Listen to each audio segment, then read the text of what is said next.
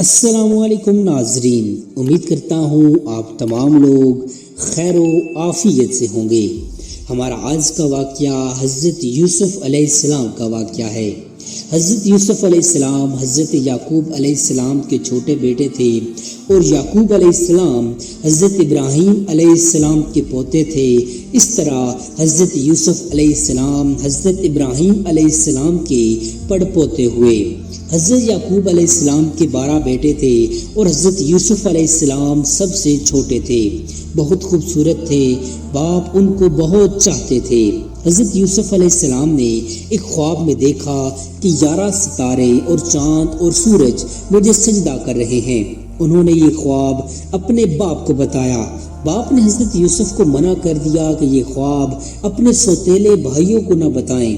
حضرت یوسف علیہ السلام کے سوتیلے بھائیوں نے مل کر مشورہ کیا کہ ہمارے ابا جان یوسف علیہ السلام کو بہت چاہتے ہیں، اور ہم کو اتنا نہیں چاہتے، اس لیے یوسف کو جان سے مار دیا جائے۔ لیکن ان میں سے ایک نے کہا کہ جان سے مت مارو، بلکہ یوسف کو ایسے کنویں میں پھینک دو جس میں پانی نہ ہو۔ سب نے مل کر یہ بات طے کر لی۔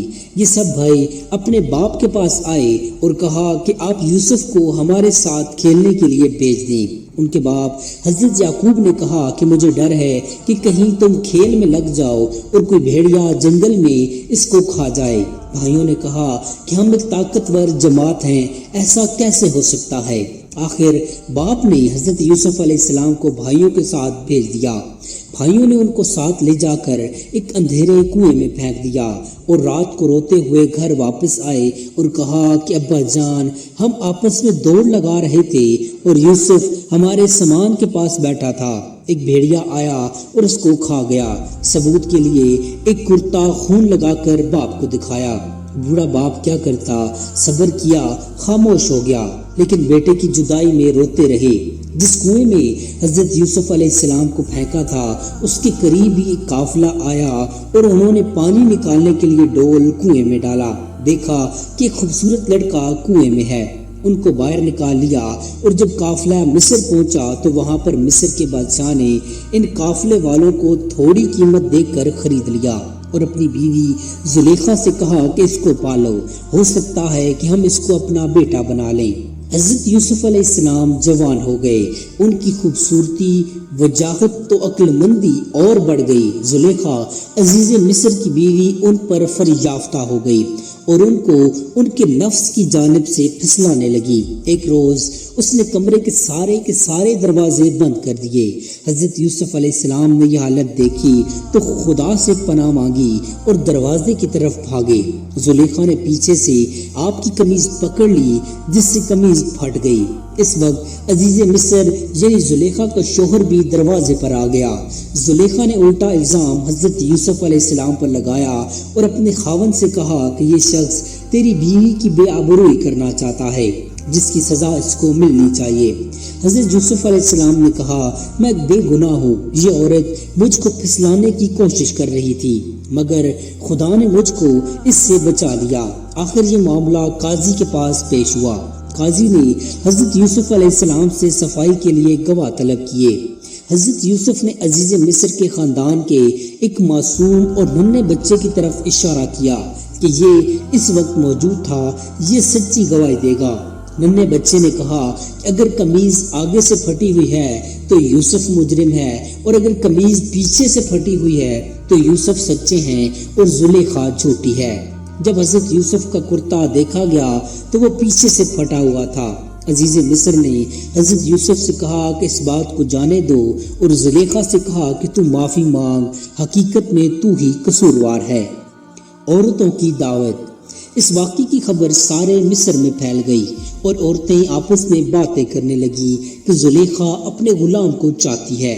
جب زلیخا کو اس کا علم ہوا تو اسے اپنی بدنامی کا خیال آیا۔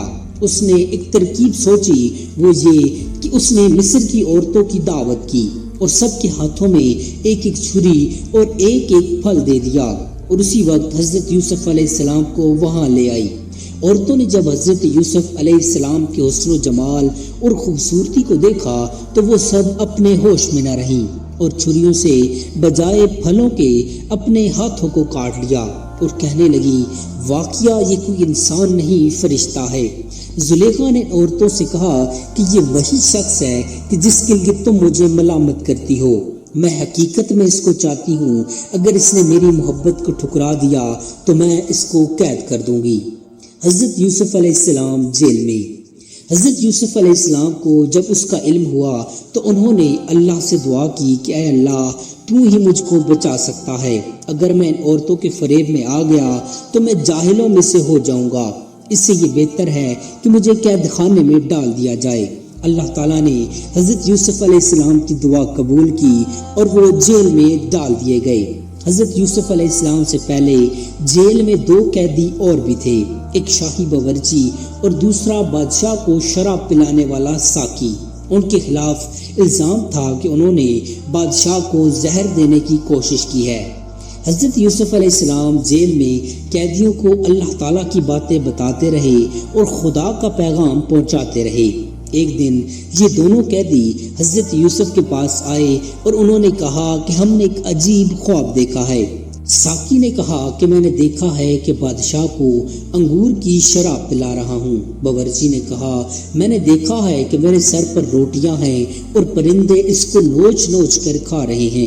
یہ خواب بیان کرنے کے بعد انہوں نے حضرت یوسف علیہ السلام سے اس خواب کی تعبیر پوچھی۔ حضرت یوسف علیہ السلام نے بتایا کہ ساقی تو جیل سے چھوٹ جائے گا اور پھر بادشاہ کی ملازمت میں جا کر اس کو شراب پلائے گا اور باورچی کو سولی پر چڑھا دیا جائے گا اور اس کی لاش کو جانور کھائیں گے۔ ایسا ہی ہوا، اللہ تعالیٰ نے ساقی کو رہا کر دیا اور باورچی کو سولی ہو گئی۔ حضرت یوسف علیہ السلام ان کے بعد بھی سالوں جیل میں رہے، لیکن کسی کو ان کی رہائی کا خیال نہ آیا۔ اتفاقاً ایک مرتبہ مصر کے بادشاہ نے خواب میں دیکھا کہ 7 دبلی گائیں 7 موٹی گایوں کو کھا رہی ہیں اور 7 ہری اور 7 سوکھی ہوئی بالیاں دیکھی۔ بادشاہ نے اپنے درباریوں سے اس کی تعبیر پوچھی مگر کوئی بھی صحیح جواب نہ دے سکا۔ اس موقع پر ساقی کو یاد آیا کہ اس نے اپنا خواب حضرت یوسف سے پوچھا تھا اور آپ کا جواب بالکل صحیح ہوا۔ اس نے کہا کہ جیل میں ایک شخص ہے جو خواب کی صحیح تعبیر بیان کرتا ہے۔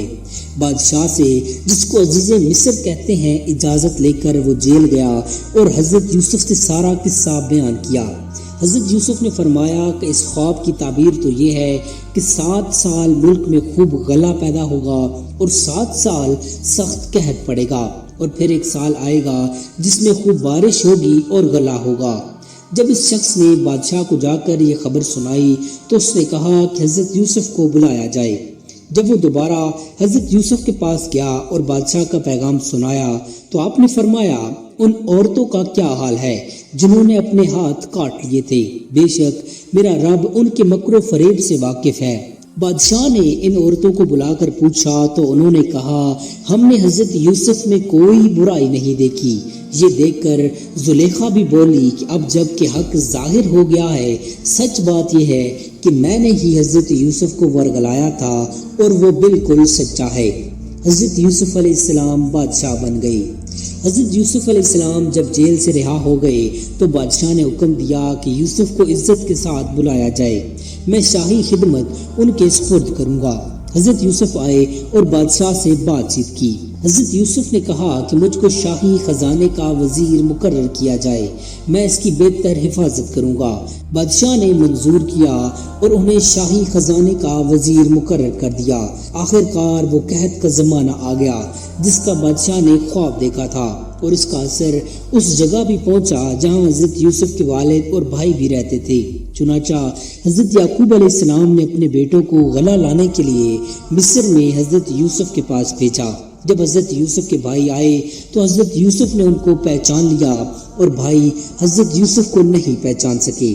حضرت یوسف نے ان کو غلہ دیا اور کہا کہ اگلی دفعہ آؤ تو اپنے دوسرے بھائی کو بھی ساتھ لے کر آنا، ورنہ میں تم کو غلہ نہیں دوں گا، اور اپنے ملازمین سے کہا کہ جو قیمت انہوں نے غلہ کی دی ہے وہ بھی چپکے سے ان کے سامان میں رکھ دو تاکہ وہ پھر مصر آئیں۔ جب یہ لوگ اپنے شہر کنعان پہنچے تو اپنے باپ حضرت یعقوب علیہ السلام سے کہا کہ ابا جان اب کہ ہمارے ساتھ بھائی کو بھیجیے ورنہ ہم کو غلہ نہیں ملے گا اور ہم اس کی خوب حفاظت کریں گے۔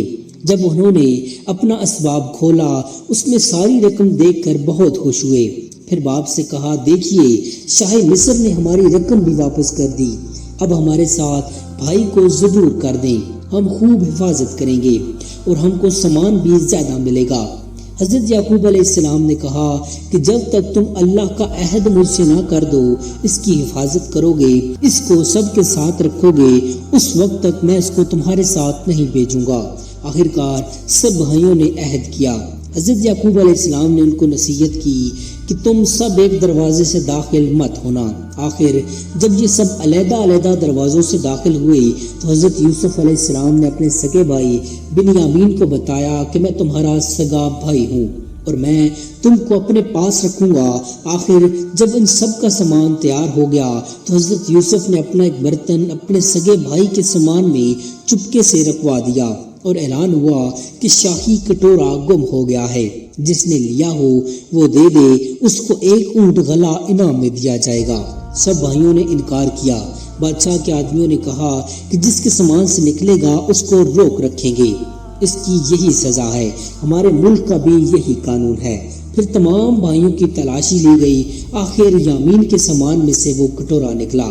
اس طرح حضرت یوسف علیہ السلام نے اپنے بھائی یامین کو اپنے پاس روک لیا۔ بھائیوں نے دیکھا تو کہنے لگے اس کا بھائی بھی چور تھا۔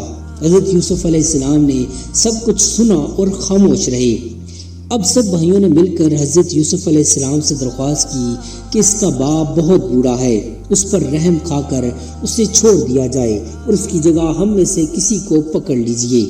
حضرت یوسف علیہ السلام نے فرمایا کہ اللہ کی پناہ، جو چور کو چھوڑ دے بے گناہ کو پکڑو۔ جب یہ لوگ بالکل مایوس ہو گئے تو سب نے مل کر مشورہ کیا کہ اب کیا کرنا چاہیے۔ تو سب سے بڑے نے کہا کہ تم نے اللہ کی قسم کھا کر اپنے باپ کو یقین دلایا تھا کہ اس کو ضرور واپس لاؤ گے، پھر یوسف کے ساتھ ہم نے جو حرکتیں کی وہ تم سے چھپی نہیں، اس لیے میری تو ہمت نہیں کہ باپ کو منہ دکھاؤں، یا خود حاضر ہونے کی اجازت دیں یا اللہ کوئی دوسری صورت پیدا کر دیں تو اور بات ہے۔ تم لوگ جاؤ اور جو کچھ ہوا ہے ٹھیک ٹھیک اپنے باپ کو بتا دو۔ اگر وہ اپنی تسلی کرنا چاہیں تو اس گاؤں کے لوگوں سے پوچھ لیں کہ جہاں ہم ٹھہرے تھے، اور اس قافلے سے معلوم کر لیں کہ جس کے ساتھ ہم آئے ہیں۔ اس مشورے کے بعد یہ لوگ گھر پہنچے اور والد صاحب کو تمام قصہ سنایا۔ انہوں نے سنتے ہی فرمایا، تمہارے دلوں نے یہ بات کھڑ لی ہے، بہرحال صبر اچھا ہے، امید ہے کہ اللہ ہم سب کو ایک جگہ جمع کر دے گا، وہی خوب جانتا ہے کہ کیا ہو رہا ہے۔ اور ان سے دوسری طرف رخ کر لیا۔ حضرت یوسف علیہ السلام کے غم سے ان کی آنکھیں سفید ہو گئی تھی۔ یوسف کے بھائیوں نے کہا، ابا جان آپ تو یوسف کو یاد کرتے ہوئے گھل جائیں گے اور جان دے دیں گے۔ انہوں نے فرمایا، میں اپنی شکایت تو اللہ سے کرتا ہوں اور میں ایسی باتیں جانتا ہوں کہ جن کی تمہیں خبر نہیں۔ جاؤ یوسف اور اس کے بھائی کو تلاش کرو، وہ مصر ہی میں کہیں نہ کہیں مل جائیں گے، اللہ کی رحمت سے نا امید ہونے کی کوئی وجہ نہیں۔ حضرت یوسف کی بھائیوں سے ملاقات۔ اب ایک بار پھر سب بھائی مل کر مصر پہنچے۔ حضرت یوسف سے گھر والوں کی بری حالت بیان کی اور کہا کہ ہم اپنے ساتھ بہت تھوڑا سامان لائے ہیں، مگر چاہتے ہیں کہ آپ پورا غلہ دیں۔ حضرت یوسف نے اپنے گھر کا یہ حال سنا تو بے تاب ہو گئے، ان سے رہا نہ گیا اور انہوں نے اپنے بھائیوں سے کہا کہ تم جانتے ہو کہ تم نے یوسف اور اس کے بھائی کے ساتھ کیا کیا ہے؟ بھائیوں نے نہایت تعجب اور حیرانی کے ساتھ پوچھا کہ کہیں آپ ہی تو یوسف نہیں؟ آپ نے فرمایا، ہاں میں ہی یوسف ہوں اور یہ میرا بھائی ہے، اللہ نے ہم پر بڑا احسان کیا۔ بے شک جو شخص نیک زندگی بسر کرتا ہے اور صبر سے کام لیتا ہے، اللہ اس کا بدلہ دیتا ہے۔ جب تمام بھائیوں کو یقین ہو گیا کہ جس کے دربار میں ہم اس وقت کھڑے ہیں ہمارے بھائی یوسف ہیں، تو سب نے مل کر اپنے گناہوں کا اقرار کیا۔ آپ نے فرمایا، تم کوئی فکر نہ کرو، تم پر کوئی الزام نہیں، اللہ تمام گناہوں کو معاف کرنے والا اور وہی سب سے زیادہ رحم کرنے والا ہے۔ جاؤ میرا کرتا میرے باپ کے چہرے پہ ڈال دو، ان کی بینائی لوٹ آئے گی، اور پھر سب کو یہاں لے آؤ۔ ادھر قافلہ مصر سے روانہ ہوا اور ادھر حضرت یعقوب نے اپنے گھر والوں کو یہ خوشخبری دی کہ مجھے یوسف کی بو آ رہی ہے۔ انہوں نے سنا تو کہا کہ تمہارے سر پر ایک ہی خبت سوار ہے۔ آخر قافلہ آ گیا۔ حضرت یوسف کا کرتا ان کے سامنے رکھ کر تمام حالات سنائے تو انہوں نے گھر والوں سے کہا، دیکھو میں نے تم سے نہیں کہا تھا۔ آخر سب بیٹوں نے مل کر آپ سے گناہوں کی معافی مانگی اور مصر کو چل دیے۔ حضرت یوسف سے ملاقات ہوئی تو انہوں نے ماں باپ کو اپنے پاس ٹھہرایا اور کہا، خدا چاہے تو مصر میں امن اور آرام سے رہیں۔ پھر ان کو اپنے ساتھ تخت پر بٹھایا۔ سب کے سب بھائی سائی ادب بجا لائے۔ آپ نے فرمایا، یہ میرے خواب کی تعبیر ہے، اللہ نے اس کو سچ کر دکھایا۔ اس نے مجھ پر بڑا احسان کیا جو مجھے قید سے چھڑایا، اور شیطان نے جو فساد میرے اور میرے بھائیوں کے درمیان ڈال دیا تھا، آپ سب کو دیہات و بیابان سے یہاں لے آیا۔ بے شک میرا رب خیر کی حکمت جانتا ہے۔ اے میرے پروردگار، تو نے مجھے حکومت دی، باتوں کا مطلب سمجھا دیا۔ اے زمین و آسمان کے پیدا کرنے والے خدا، تو ہی دنیا اور آخرت میں میرا کام بنانے والا ہے۔ مجھے مسلمان ہی مارنا اور نیک بندوں کے ساتھ ملا دینا۔ غرض ایک عرصے تک حضرت یوسف اللہ کے بتائے ہوئے قانون کے مطابق مصر میں حکومت کرتے رہے، لوگوں کو اللہ کی طرف بلاتے رہے، برائیوں سے روکتے رہے، بھلائیوں کو پھیلاتے رہے، ملک مصر کو اچھائیوں سے بھر دیا، اور بالآخر اللہ کے پاس چلے گئے، یعنی آپ کی وفات ہو گئی اور آپ مصر میں دفن ہیں۔ دیکھیے حضرت یوسف کو بھائیوں کی وجہ سے کیسی کیسی تکلیفیں اٹھانی پڑیں۔ اندھیرے کنویں میں رہے، غلام بنے، جیل خانے میں رہے، لیکن جب یہ سب اللہ کی آزمائشیں پوری ہو گئیں اور اللہ پاک نے ان کو مصر کا بادشاہ بنا دیا تو بھائیوں سے کوئی بدلہ نہیں لیا، بلکہ اللہ تعالیٰ سے ان کے گناہوں کی معافی کے لیے دعا کی اور خود بھی معاف کر دیا۔ ہمیں بھی اپنے بچوں اور بھائیوں کے ساتھ یہی کرنا چاہیے۔ قرآن شریف میں ایک دوسری جگہ ہے کہ جس کا مطلب یہ ہے کہ اگر تمہارے ساتھ کوئی زیادتی کرے اور تم اس کے بدلے اس کے ساتھ نیکی اور بھلائی کرو تو وہ دشمن تمہارا حقیقی دوست بن جائے گا۔ اللہ ہم سب کو ایسی ہی توفیق دے، آمین۔ امید کرتا ہوں آپ کو ہماری آج کی ویڈیو پسند آئی ہوگی۔ مزید ایسی انفارمیٹیو ویڈیوز دیکھنے کے لیے چینل کو سبسکرائب کر لیجئے۔ جزاک اللہ خیرہ۔